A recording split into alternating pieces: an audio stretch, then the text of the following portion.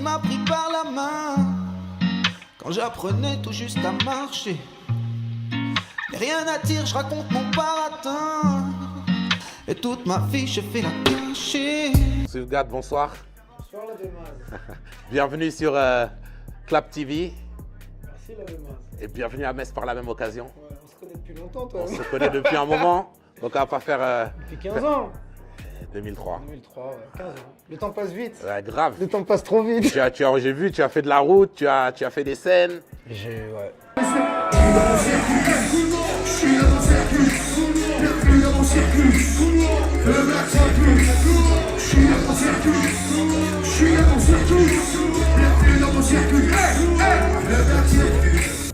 Et alors aujourd'hui, tu es là sur Metz pour un concert. Un concert pour le festival Zika Metz avec Kassem Wapalek. D'accord. Et c'est cool. Et alors dis-moi un petit peu, parce que là j'ai vu que tu as un répertoire qui est assez large et on sent que tu connais tes morceaux et qu'après ça peut aller à gauche, à droite, devant, derrière. Alors comment c'est travaillé ça? Comme tu as dit, ça se travaille pas, ça part à gauche, à droite. Ouais. C'est l'envie. Ça fait des années tu sais, que je fais plein de choses. Et ouais, enfin, je crois que je suis un artiste instable, tu vois. Je peux pas rester sur un registre. Voilà quoi. Et puis là, ce qui est cool, c'est que là, on expérimente un peu ça, tu vois. Ouais. On fait des concerts avec à la fois des beats boom bap à l'ancienne, de la grosse petra, des sons plus acoustiques. Et au final, il suffit que les gens soient ouverts, ça passe bien. Alors moi je t'ai connu quand tu enregistrais à l'époque chez toi. Tu avais ton lit en mezzanine. Ah le bâtard! On écoutait les prods en dessous. Et aujourd'hui, je vois, tu as fait de la route. Comment aujourd'hui tu es structuré? Comment tu t'organises dans ton... Sache que j'ai gardé cet appartement-là. Bah oui, c'est la vie, c'est les souvenirs. Bah oui, c'est mon QG. Mais bah en fait, tu sais que ce soit avant sous une mezzanine ou aujourd'hui dans des gros studios, c'est la même chose en fait. C'est juste que j'ai pas perdu l'envie, tu vois, de le faire. D'accord. Et que j'ai réussi à m'entourer quand même de gens toujours carrés. Et que ce soit au niveau du beatmaking, des gars comme Altarba, comme Blix, comme Manidez, et que ce soit aussi au niveau de direction artistique aussi, des gars comme Tonio. Enfin, je suis quand même un gars qui reste, qui garde quand même une distance sur son travail et que quand un poteau il me dit ta rime elle est pétée, bah je la change. D'accord, ouais, donc C'est peut-être ça qui fait la diff, mais Ah, mais si, c'est important parce que tu sais qu'il y a beaucoup de rappeurs. Ah ouais, les rappeurs quand ils sont dans la cabine. c'est l'ego. Mais l'ego j'en ai beaucoup. Maintenant je pense que je mets plus ça au service de me dire j'ai fait un truc bien et c'est ça qui fait que j'ai fait peut-être 14 albums et que à bientôt 40 ans j'ai pas perdu l'envie et je continue à écrire quoi. Ouais, mais parce que c'est incroyable. On en parlait il y a 2 secondes. Il y a beaucoup de gens qui se sont perdus en route, qui ont arrêté. La vie les a embarqués sur d'autres. Après, ce qui les a perdus, c'est les réalités économiques du rap français. Moi, la vie aussi m'a perdu en route. Sauf que moi, la réalité économique, je m'en bats un peu les couilles, tu vois. L'essentiel, c'est quand même de se faire kiffer. Et je pense que quand tu commences trop à réfléchir à ta stratégie, à ton ego, à l'argent, et bah ouais, tu te perds en cours de route. Mais après, je l'ai fait par le passé. Mais c'est vrai que à l'époque, l'intérêt qu'on avait d'être indépendant, c'était de galérer. Et c'est parce qu'on galérait qu'on avait cette force. Tu vois, cet instinct énervé dans notre son. Maintenant, les indés, ils font des sous, quoi. Ils galèrent plus, ils se mettent humbles. Ils font des concerts devant 1000 personnes où tout le monde les aime, ils les trouvent géniaux. Ils vivent dans un monde où tout le monde les trouve géniaux. Donc moi, j'ai trouvé mon intérêt à repartir dans un monde où les gens ne me trouvaient pas tous géniaux. Et qu'à partir d'un simple autotune ou d'un beat trap, les gens te disaient que t'étais un antéchrist, un nazi, enfin je sais pas, mais en tout cas tout ce que je sais c'est que j'ai trouvé mon intérêt à avoir des hauts et des bas. D'accord. Du coup, toi aujourd'hui, ta vie d'artiste, elle est centrée beaucoup sur la scène ou tu es quand même dans la dynamique parce que le game a changé, le format physique aujourd'hui, c'est devenu compliqué. La scène est importante, mais gros, sache que je pense que il faut quand même sortir il y a la productivité, elle est importante. Et puis en plus, tu sais, avant, j'achetais un album. Quand on était jeune, on achetait un album de Mobb Deep, on l'écoutait 1 an, 2 ans, on le saignait. Aujourd'hui, un gars sort un album, tu l'écoutes 2, 3 semaines, après tu passes à autre chose. Les gens t'oublient très vite et je pense que c'est comme un cercle vertueux, un engrenage. Il faut sortir des albums régulièrement. Grâce à ces albums-là, tu tournes. Grâce à l'argent que tu gagnes en tournant, tu fais des clips et tu vois des feats et des connexions. Et en fait, si tu brises la chaîne, c'est compliqué. Mais je pense que moi, ma chance, c'est d'avoir été toujours productif. Alors à l'époque, dans les années 90-2000, quand tu sortais un album ou 2 par an, les gens disaient t'as tort, fais pas ça, c'est pas bien. Maintenant, aujourd'hui, je me dis que j'avais raison. C'est qu'à l'époque, gros, tu sais très bien, pour faire un clip, ça coûtait cher. Pour faire une pochette, ça coûtait cher. Pour faire un mixage, ça coûtait cher. Un mastering, ça coûtait cher. Sauf qu'il y avait des intérêts qui fait qu'on rentre un peu dans nos frais. Aujourd'hui, aller dans des gros studios, faire des gros mastering, payer des graphistes de bâtards, c'est plus rentable.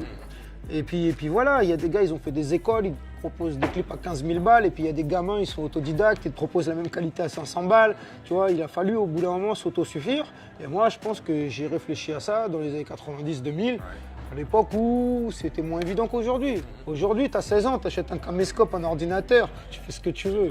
Si tu es malin, si tu es un geek, tu fais ce que tu veux. À l'époque, quand il fallait acheter une MPC 2000, tu prends un crédit sur 10 ans. C'était pas pareil, c'était pas pareil. Il n'y avait même pas de numérique, tu enregistrais sur des bandes, si tu te souviens. On enregistrait sur des bandes. Non, mais après, ouais, c'est vrai que comme ça, on dirait le vieux con qui parle. Mais c'est vrai qu'à l'époque, c'était un investissement. Et puis voilà, aujourd'hui, c'est vrai que c'est un bail d'autodidacte et s'autosuffire, c'est bien. Mais c'est vrai que les indépendants, aujourd'hui, ils ont un confort de travail qui n'était pas celui qu'on avait avant. Maintenant, on a des distributeurs, on a des clippers, on a des attachés de presse. À l'époque, les distributeurs s'en battaient les couilles de nous, tu vois. Enfin, on a un confort de travail qui fait qu'il ne faut pas qu'on chie. Faut pas qu'on chie dans les bottes, faut pas qu'on oublie. Bah non, mais c'est important. Et toi, du coup, parce qu'on a cité des noms, apparemment, tu as toujours un peu les mêmes gens autour de toi, en tout cas au niveau du rap. Tu es très famille dans ton rap quand tu... Moi, je suis un gars fidèle. En amour comme dans le rap, quand je bosse avec un beatmaker, c'est sur une longue durée, un réal. Après, il y a des dates de péremption, hein, tu sais, il y a toujours un moment où ça bloque. Mais après, ouais, c'est vrai que j'ai toujours essayé d'être, tu vois, des gars comme Olzico que tu connaissais à l'époque, on s'est reconnectés, on fait des albums communs, on a monté un groupe commun qui s'appelle Notre-Dame. Moi, je suis un gars qui n'oublie pas. Et puis après, moi, tu sais, je fais partie des gens qui sont pas dans le copinage, mais tu sais, si je bosse avec un gars, c'est parce qu'il est bon. Tu vois, à l'époque, nous, on s'est fait enculer à notre époque parce que c'était le copinage. Tu vois, des gens mauvais, ils pétaient parce que c'était les copains d'eux. Moi, maintenant, je préfère qu'on pète moins, mais que le gars avec qui je vais travailler, c'est un bon. Et je sais qu'Olzico, c'est un putain de rappeur. Mais par contre, à l'époque, personne ne s'attendait à ce qu'Olzico soit un putain de rappeur. Aujourd'hui, t'écoutes Olzico, pour les gens qui connaissent pas Olzico, c'est sale. Mani, envoie la passe et la batterie. On sait pas graisser la patte comme la djellaba fait paniquer la patrie. On mange, on fume à pas prix, mais confond pas notre gastronomie et ta kebabri. C'est un des meilleurs kickers, comme Paco à l'époque avec série multisyllabique. À l'époque où personne faisait ça. Aujourd'hui, t'écoutes Nekfeu l'entourage, c'est monnaie courante. Mais à l'époque, quand Paco faisait ça avec des rimes à 8, 9, 10 syllabes, c'était un truc fou, c'était un truc fou. Et d'ailleurs, le groupe Basané, il existe toujours? Ouais, il existe toujours. Après c'est vrai que chacun s'est émancipé en solo. Tu sais, c'est compliqué. C'est pas comme un truc, on parle de ça, c'était à 10-15 ans. Entre-temps, les gens se sont mariés, ont eu des enfants, ont des travails, tu vois, c'est autre chose. Et c'est vrai que je pense que pour avoir la dalle, 10-15 ans plus tard, faut vraiment avoir des expériences dans la vie, peut-être des galères, je sais pas, mais en tout cas, chez Olzico, il a la dalle dure. Et il rappe 10 fois mieux qu'il y a 15 ans. Alors, pour en revenir à toi, il y a un truc qui m'a, moi, marqué quand je suis. Du coup, comme je savais que tu venais, j'ai regardé un petit peu, j'ai fait un petit récap. Et au niveau du travail de l'image, aujourd'hui, je trouve que par rapport à ce que moi j'avais connu, tu as un personnage à l'écran qui est très fort. Je n'ai pas d'essence mais je roule à 100. Un homme qui trahit c'est une pute catin. Je vais tout dévaster comme un ouragan, grimper la montagne comme un Uruguayen. Y'avait jamais grand chose au pied du sapin. Je vais baiser la voisine sous le nez du voisin. J'en mets sur la tartine, je t'en mets sur le tarin. J'en ai sur la babine, je suis près du ravin. Est-ce que ça c'est une démarche ou est-ce que c'est simplement, enfin tu y penses quand même? C'est pas moi, c'est l'époque, Maz. C'est l'époque, c'est l'image. Avant, à l'époque où on se connaissait, un son c'était 50% le beatmaker, 50% le rappeur. Aujourd'hui, c'est 80% l'image, 10% le rappeur, 10% le beatmaker. Et ce serait hypocrite de dire qu'on ne fait pas attention à l'image. On fait que se balader sur les réseaux sociaux, les Facebook, les Instagram, à poster des trucs. L'image, c'est important. Après, ouais, le fait est qu'aujourd'hui, avant, pour avoir cette qualité professionnelle, ça coûtait cher. Aujourd'hui, on peut le faire un peu en indé facilement. Et c'est vrai que c'est important, c'est important. Après, moi, ce qui m'a tenu à cœur, c'est pas trop d'être connecté au niveau de l'époque en termes d'image, de téléchargement, de streaming, mais être connecté musicalement. Ouais. Et c'est pour ça que là, ces derniers temps, j'ai beaucoup collaboré avec des petits jeunes. Tu sais, nous, on était des vieux qui voulaient pas des petits jeunes. Et j'ai capté que c'était pas une guerre peutra boom bap, que c'était plus une guerre générationnelle entre des gamins qui venaient manger le pain des yeux, tu vois. Et moi, le fait de bosser avec des gars comme, je sais pas, comme Nuski, comme Nekfeu, comme Nailo, Moi, ça me pose pas de problème. Mais je sais que ça pose des problèmes à des gens. Et l'image, elle n'est pas que dans les Peuclis, elle est aussi dans ça. Elle est le fait de collaborer avec d'autres gens, faire un autotune, poser sur une prod trap. Ça, c'est un truc qui a eu du mal à passer pendant un temps. Ça commence à passer, mais sache que moi, mon public, c'est encore difficile alors qu'on est bientôt en 2019. Ouais, ils sont pas cordards forcément. Ouais, mais il faut enlever ce manche à balai de ton boule et vivre avec ton époque. Mais moi, je trouve ça incroyable qu'on se pose encore la question. C'est-à-dire Moi aussi, que c'est de la musique. Si tu as besoin Enfin, si c'est. Surtout qu'on vient du Peura, où on faisait de la musique pour tous, et au final, les mecs un peu accrochés à ces vieilles valeurs, en fait, ils passent pour des réacs, des conservateurs, et moi j'appelle ça les nazis du rap français. Les gens qui disaient, nous on vient du rap parce qu'on nous accepte pas, et maintenant c'est eux qui acceptent plus les autres, tu vois. C'est-à-dire, les gens font des raccourcis, genre tu fais un autotune, tu votes à droite, t'es un nazi, ou je sais pas, t'es un capitaliste, je sais pas comment t'expliquer. Genre tu fais un autotune, t'as ses pairs. Moi, je vis toujours dans le même 25 mètres carrés à Montreuil-sous-Bois. Il n'y a pas de problème. Après, je sais pas, tu vois, les gens, ils se font des films, ils se font tatouer Narvalo, ils croient qu'ils ont la même vie que toi, mais ils n'ont pas la même vie que moi. Sous prétexte qu'ils sont blancs, alcooliques, dépressifs dans leur ville de province, non, ils n'ont pas la même vie que moi. Mais alors, attends, tu disais, si on parle de la vie réelle, en interview, tu disais que tu avais continué tu gardais ton taf. J'ai arrêté mon taf. Là, ça y est, ça prend trop de temps. En fait, mon taf, il me servait parce que c'est sûr que quand tu commences à faire un buzz et tu fais des lives devant 500, 1000 personnes où tout le monde t'aime, tout le monde est d'accord avec toi. Moi, je travaille avec les enfants.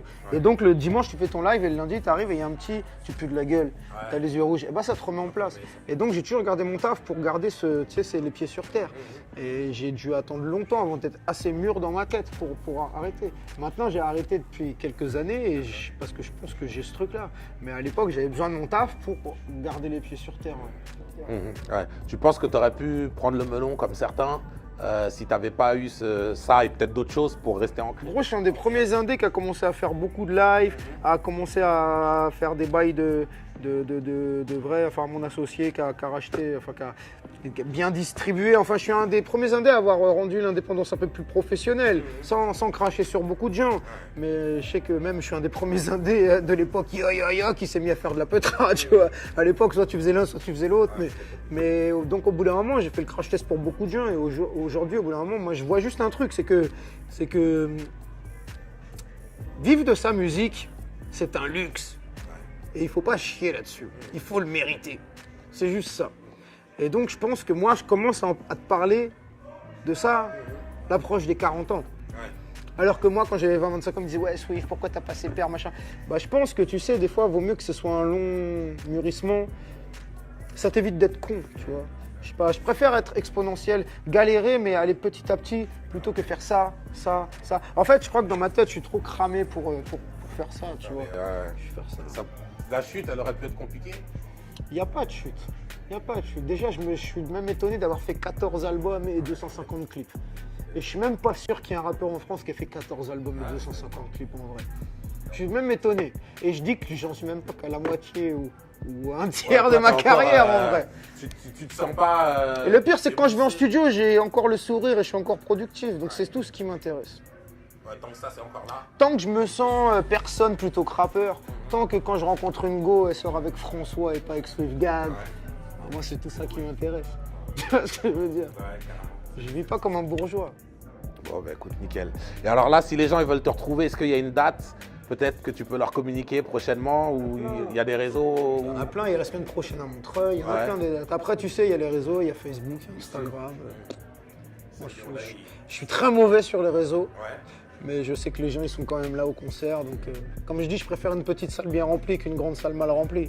Donc on va faire des petites salles. Moi je suis. Et puis maintenant tu me connais, tu sais, moi je suis là, je parle avec les gens. Je suis pas le gars qui va rester enfermé en loge. Moi je suis quand même un mec assez humain. Donc venez.